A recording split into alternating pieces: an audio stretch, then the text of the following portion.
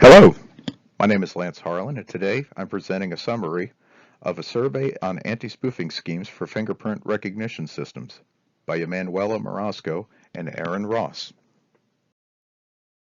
All the information in this presentation is directly from this paper, and here I've included the information for the link of the paper as well as the original publication information. Biometrics is the automated recognition of individuals based on their biological and behavioral characteristics such as fingerprints, face, iris, gait, and voice. Fingerprint recognition systems have been incorporated into a number of forensic, civilian, and commercial applications like your smartphone, laptops, and even at the DMV. These systems are susceptible to a variety of attacks through the use of spoofing. Fingerprint obfuscation is a deliberate alteration of the fingerprint pattern by various methods, including cutting, burning, and even surgical methods by a person who wants to avoid being recognized by the system. An extreme example of this is a Chinese woman in December of 2009 who had been previously deported from Japan, re-entered the country after surgically swapping her right hand fingerprints with those of her left hand. She succeeded in passing the checkpoint as the system failed to match those prints to any in its deportee database. Other spoofing techniques are done with well-duplicated artificial fingerprints. An attacker can also spoof fingerprint systems through the creation of a new identity using an artificial biometric trait and enrolling that and sharing it with a known user enrolled in the system already. An example to this could be an attacker adding their fingerprint to the victim's unlocked smartphone, thus gaining access to the phone and apps at any time. To minimize these vulnerabilities, many different spoof detection methods have been suggested. Spoof detection refers to the capability of the system to determine whether the object being placed on the sensor corresponds to a live finger or not. Two organizations have been created to help combat this and to spread awareness on how to protect from spoofing. The Tabula Rasa, which was funded by the European Commission, is a project for trusted biometrics under spoof attacks. And the Biometrics Vulnerability Assessment Expert Group, who was funded by the Biometrics Institute. A fingerprint refers to a flowing pattern consisting of ridges and valleys on the fingertip of an individual. They can be represented by the use of global information, i.e. finger ridges, or local information, i.e. characteristics derived from the ridges. Ridge details are generally described in hierarchical order at three different levels. Level 1, the global level, macro details within the pattern are used, i.e. type of ridges and valleys can be detected. Ridges exhibit one or more regions where they assume a distinctive shape and can be classified as loop, delta, or whorl. Level 2, or the local level, the details consist of different anomalies, like ridge ending and ridge bifurcation, called the minutia points or Galton characteristics. Each minutia is represented by its location, x and y, and the ridge direction at location theta. Level 3 is a very fine level and details sweat pores and incipient ridges. This is acquired by high-resolution scanners, 1000 dpi resolution. The pores are logged based on being open or closed, which is determined by where on or close to the ridge it is. An open pore intersects the valley, where a closed pore is entirely enclosed by a ridge. Fingerprints can be acquired through different technologies. In optical sensors, the finger is placed on a transparent prism and the image is obtained through a camera. In total internal reflection, or TIR sensors, ridges and valleys are imaged in contrast. The ridges are in direct contact with the glass plate. When light is emitted through the prism, it reflects at the valleys and is absorbed by the ridges. These types of devices are often spoofed by artifacts using materials with light reflective properties. Many different manufacturers produce this device in many different ways. but the most robust to spoof attacks seems to be devices that use microprisms embedded in a thin plastic. In capacitive devices, the finger is molded as the upper electrode of a capacitor, while a metal plate is modeled as a lower electrode. These devices measure the variation of capacitive values between skin sensor and air sensor contact. The variation in capacitance between valleys and ridges can be measured when the finger is placed on the sensor. These devices are vulnerable to soft artificial fingerprints, commonly made of gelatin. In thermal sensors, the finger is placed on pyroelectric material which converts variations in temperature into voltage. The contact of the ridges with the sensing material causes a change in temperature, while the temperature remains constant under the valleys that are not in direct contact with the material. The signal disappears once a thermal equilibrium is reached between the finger and the chip. The ultrasound sensors measure the difference in terms of acoustic impedance between the skin of the ridges and the air in the valleys. Acoustic waves are transmitted toward the fingerprint surface, and a reflected signal is captured by a receiver. These sensors are more vulnerable to artificial fingerprints when the materials have the same echoing properties as live fingers. This is a diagram of the vulnerable points of attack in a biometric system.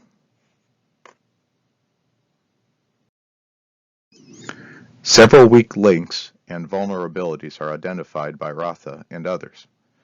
The first is the presentation attack, which is achieved with a spoofed fingerprint. The second is a biometric single replication, which the sensor is bypassed and biometric data previously stored or intercepted is resubmitted, a man-in-the-middle type of attack. Third is the feature modification, where the feature extractor is substituted with a Trojan horse. Fourth is replacing features. This is where a set of fingerprints are extracted from the input biometric trait and is replaced with a fraudulent set of features. Fifth is the overriding of the matcher, which corrupts and forces the output to match scores pre-selected by the attacker. The sixth is replacing templates, where one or more templates are modified by an attacker, such that a recognized identity is associated with the fraudulent prints. The seventh is modifying data through the channel, which is another man-in-the-middle type of attack. This is where the print is captured in flight and corrupted by the attacker. The last is altering the decision in which the match results is overridden by the attacker. Artificial fingerprints are usually made of materials that can be scanned by existing commercial finger scanners. Materials like Play-Doh and clay are good for spoofing due to their moisture-based texture. In order for an attacker to even manufacture a spoof, though, they have to have representation of an original fingerprint. The duplication of a fingerprint can be a cooperative process where the real owner participates in the creation of the artificial fingerprint, or a non-cooperative process. Realistically, it is unlikely a person will willingly agree to produce a mold of their finger for the attacker. So most methods are in the non-cooperative category, which is also known as latent fingerprints. This paper describes an experiment performed by Matsumoto in 2002, where they evaluated 11 different fingerprint sensors, both capacitive and optical, in the presence of gelatin-based artificial fingerprints. The report results showed a high spoof acceptance rate, although high-resolution scanners, 1000 dpi, have become commercially available. Most systems only employ level 1 and 2 sensor technologies. In the cooperative duplication method, a direct mold is used. The live finger is placed in a mold of something like dental impression material or plaster, and the negative is then filled with a gelatin or liquid silicone-based material to produce the spoof. Non-cooperative duplication has several methods that can be employed from latent fingerprints. The first method is based on lifting these prints with powder. Just like in a detective TV shows, a powder is sprinkled over the area where the print is, and a brush is used to lightly brush away the excess powder, only leaving a powdered impression of the fingerprint. A piece of tape is then used to lift the print. A second method is based on photolithographic printed circuit board, or PCB, molding. The print is placed on a transparency and enhanced by brushing a black powder. Then it's photographed using a digital camera and printed on another transparency to create a mask for etching the PCB. The mask is placed on the circuit and is exposed to UV light. The plaster cast is the fingerprint is then filled with liquid silicone rubber and create a wafer-thin gummy, and the print is attached to a live finger before being placed on the sensor. The third method is based on a recent advancement that shows the unique ability to lift latent fingerprints from various surfaces and visualize them under daylight within 30 seconds. That print is then placed on an electrospun nanofiber mat. Fingerprint reactivation is a simple technique where the print is reactivated through methods such as breathing on the print, placing a water-filled plastic bag, or brushing graphite powder on a sensor. The grossest would be the use of a cadaver's finger, where you're using a finger of a dead person to gain access from a biometric system. Fingerprint synthesis is when a fingerprint image is reconstructed from a fingerprint template of a user enrolled in the system. Of all these methods, the quality is best, of course, from a cooperative person rather than these non-cooperative techniques. Performance of spoofed prints can be affected by factors related to the right amount of moisture and humidity conditions of the acquisition environment. Lane and Lorden tested several factors in 2005 with 15 different materials for molding. They reported that clay, plastine, and blue tack are the best materials to create an accurate mold, since they are easy to use and fast to create. Clay performed well when reproducing details of the fingerprint at all three levels, the ridge, minutia, and pores. With the artificial fingers, they tested 8 materials and found the best combinations were clay or blue tack with a gelatin or latex filler. These pose the greatest threat to optical sensors, but are vulnerabilities to capacitive sensors as well. Liveness detection techniques represent a common countermeasure to address the issue of spoofing and can be hardware-based or software-based. Below is a diagram that shows the taxonomy of the existing anti-spoofing approaches.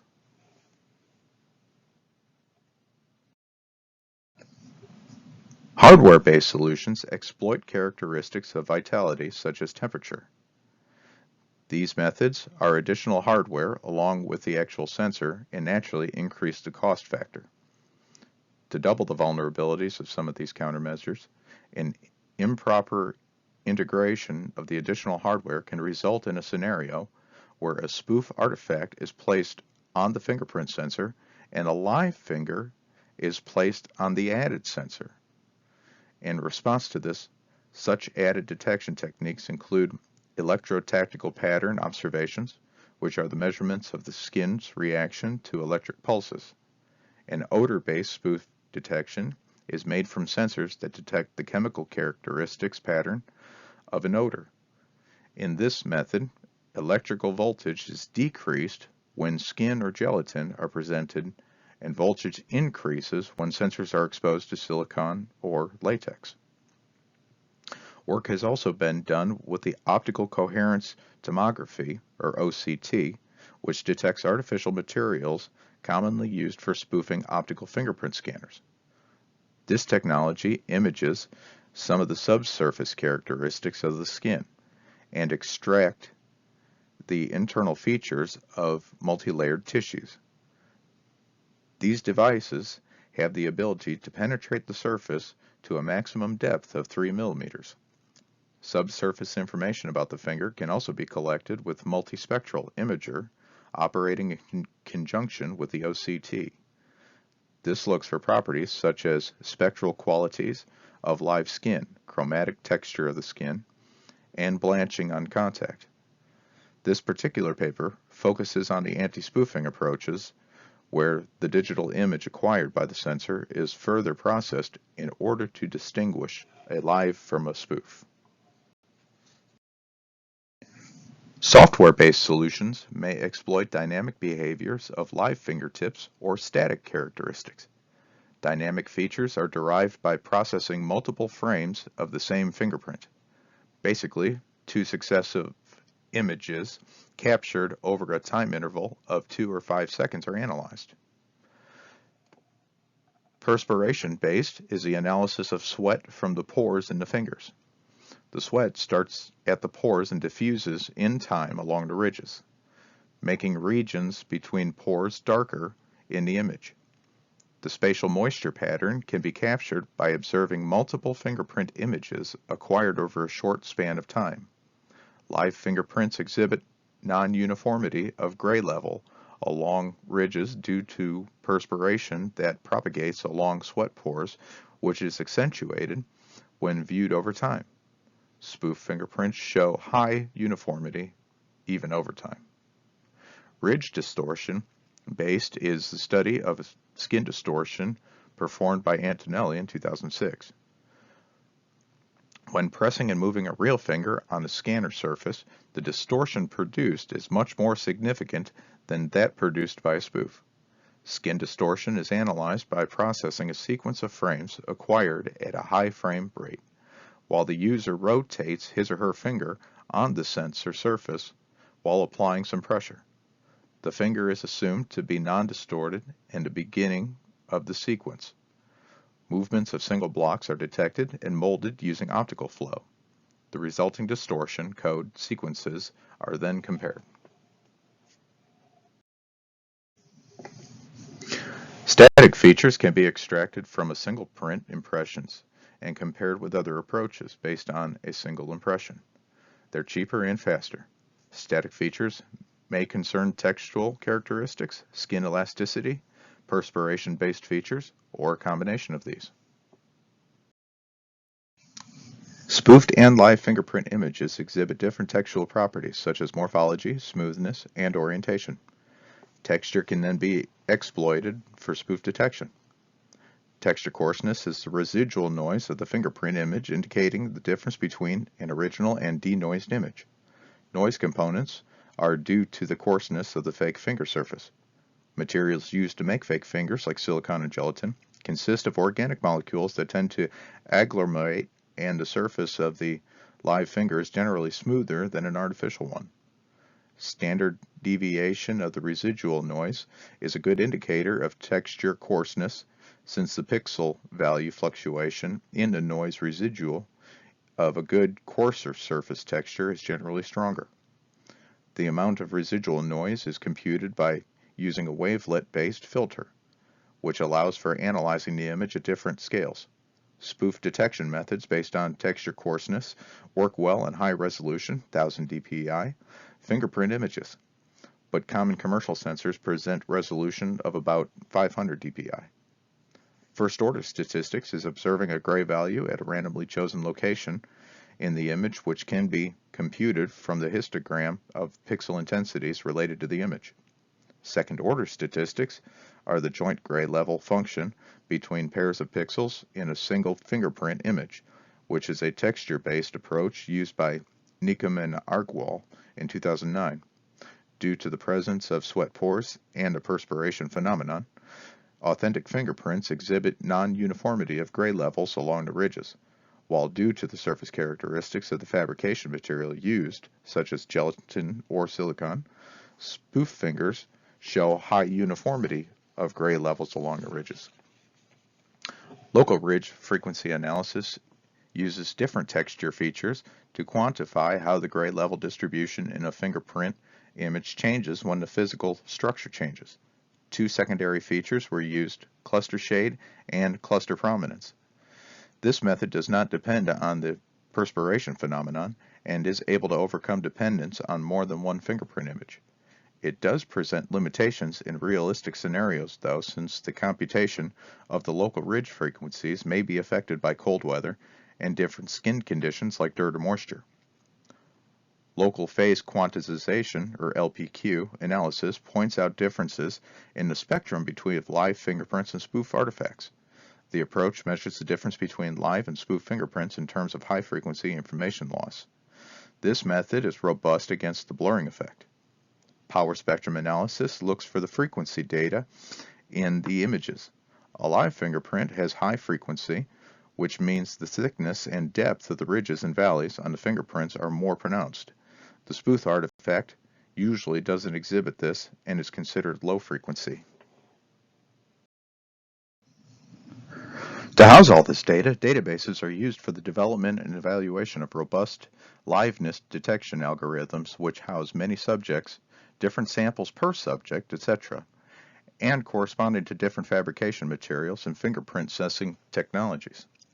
These databases house two major categories: an assessment and performance metrics, and scientific reproducibility and certification. Assessment and performance metrics include information about the fair-live rate and the fair-fake classifications. Fair-live is the rate of misclassification of live fingerprints, and fair-fake, of course, is the rate of misclassifications of fake fingerprints.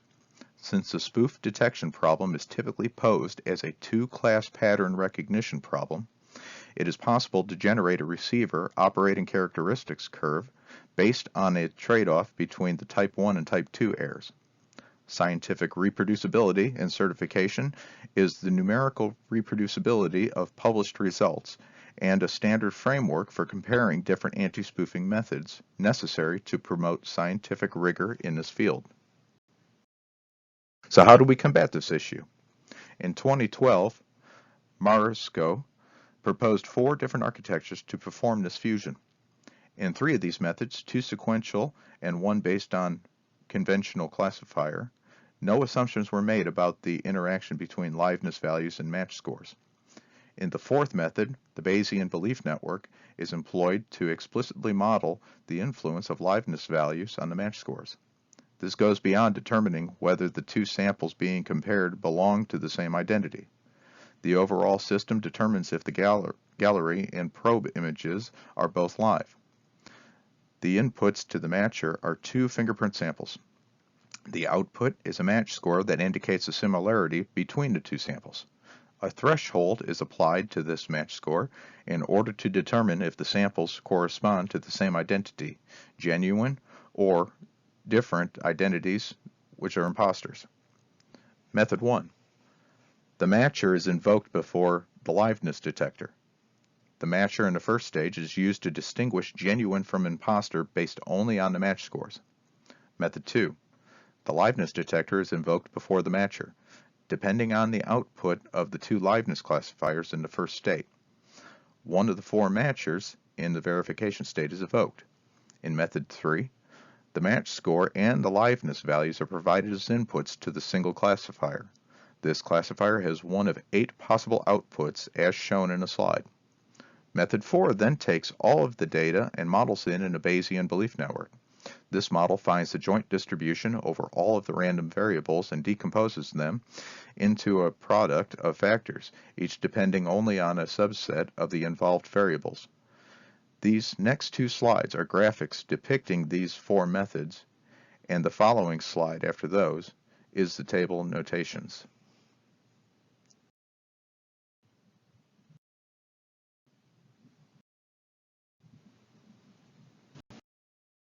There are several challenges and open issues yet to this topic.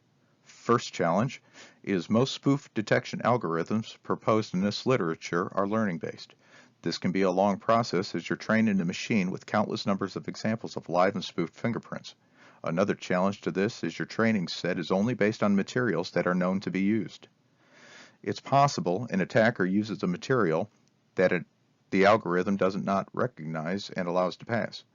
This leads to the second challenge of learning-based spoof detection schemes are often impacted by the fingerprint sensor used to capture the images. Since the technology is so different based on the devices by different manufacturers, it's possible that the training set doesn't work at all the other scanning devices. It is necessary to design effective methods for integrating spoof detection into a fingerprint verification system. The influence of spoof artifacts on match scores has to be systematically studied. Methods for certifying the level of security of a fingerprint system against spoof attacks has to be developed and rigorously implemented. The issue is a certification scheme is not easy to develop due to the large number of manufacturers and the different variants on how the devices work. In order for this to work, there would have to be a standardization across the industry.